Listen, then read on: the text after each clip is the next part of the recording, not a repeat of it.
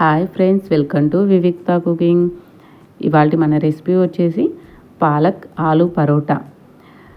హెల్దీగా సింపుల్గా అయిపోయే రెసిపీ అండి. తప్పకుండా ట్రై చేయండి. లంచ్ బాక్స్లోకి 10 నిమిషాల్లో లంచ్ బాక్స్లోకి మనం ఈ రెసిపీని ప్రిపేర్ చేసుకోవచ్చు. మరి ప్రాసెస్ చూసేసేయండి. ముందుగా ఒక 2 పొటాటోస్ని తీసుకొని ఉడికించుకొని పక్కన ఉంచుకోవాలి. ఇప్పుడు స్టవ్ పై ఒక చిన్న బౌల్ పెట్టుకొని వాటర్ని యాడ్ చేసుకొని వాటర్ బాగా హీట్ అయిన తర్వాత ఒక పెద్ద సైజు పాలకూర కట్టని వాటర్లోకి యాడ్ చేసుకొని 1 నిమిషం పాటు పాలకూరని వాటర్లో ఉడికించుకొని తీసుకోవాలి.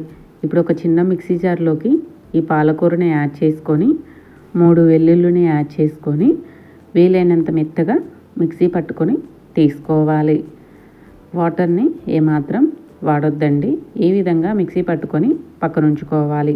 ఇప్పుడు మరో బౌల్ తీసుకొని 1 కప్పు గోధుమ పిండిని యాడ్ చేసుకొని 1/2 టీ స్పూన్ సాల్ట్, ముందుగా మిక్సీ పట్టి పెట్టుకున్న పాలకూర పేస్ట్ని యాడ్ చేసుకొని మొత్తం కలిసే విధంగా కలుపుకోవాలి.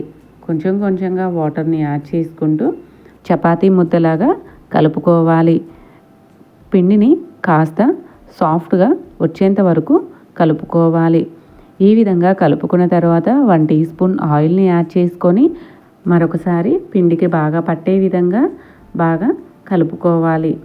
ఈ విధంగా కలుపుకున్న తర్వాత పిండి అనేది ఆరిపోకోకుండా ఉండడం కోసం ఆయిల్ని అప్లై చేసుకొని మూత పెట్టుకొని ఒక 10 నిమిషాల పాటు పక్కన ఉంచుకోవాలి.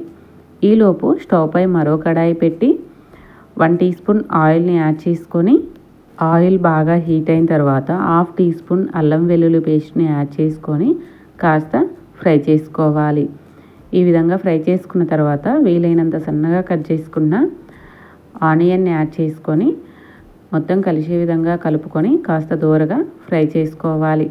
ఈ విధంగా ఫ్రై చేసుకున్న తర్వాత ముందుగా ఉడికించి పెట్టుకున్న 2 పొటాటోస్ ఉన్నాయి కదండి, ఆ పొటాటోస్ని చేతితో ఈ విధంగా నలుపుకుంటూ యాడ్ చేసుకోవాలి. ఇప్పుడు ఇందులోకి 1/2 టీ స్పూన్ పసుపు, 1 టీ స్పూన్ కారం, 1/2 teaspoon salt, 1/2 teaspoon ధనియాల పొడిని యాడ్ చేసుకొని మొత్తం కలిసే విధంగా కలుపుకొని స్టవ్ని మీడియం ఫ్లేమ్లో ఉంచుకొని 1 నిమిషం పాటు ఫ్రై చేసుకోవాలి.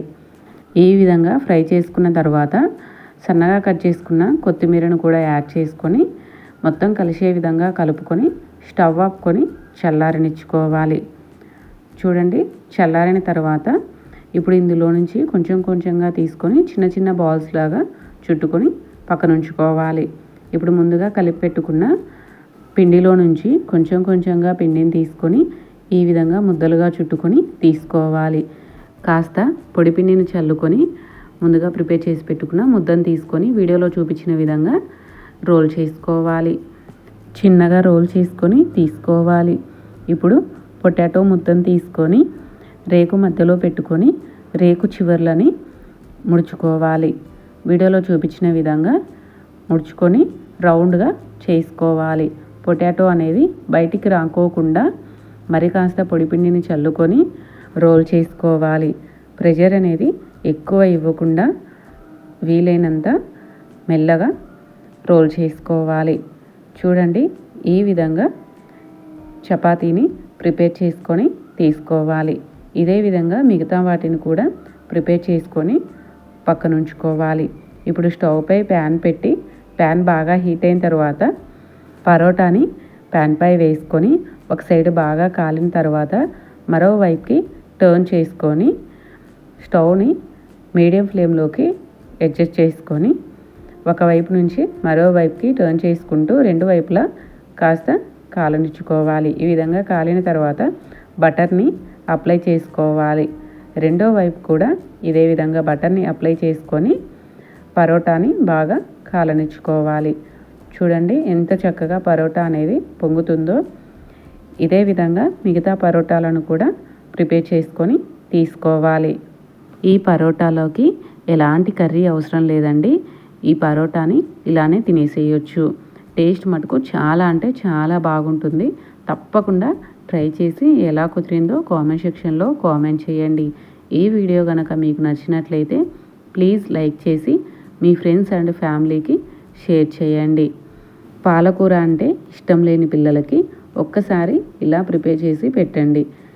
లంచ్ బాక్స్ ఖాళీ చేసుకొని వస్తారు. ప్లీజ్ సబ్స్క్రైబ్ చేసుకోండి. మన ఛానల్లో క్యారెట్ పన్నీర్ పరోటా కూడా ఉందండి. ఆ రెసిపీ కావాలంటే కింద డిస్క్రిప్షన్లో ఇస్తాను.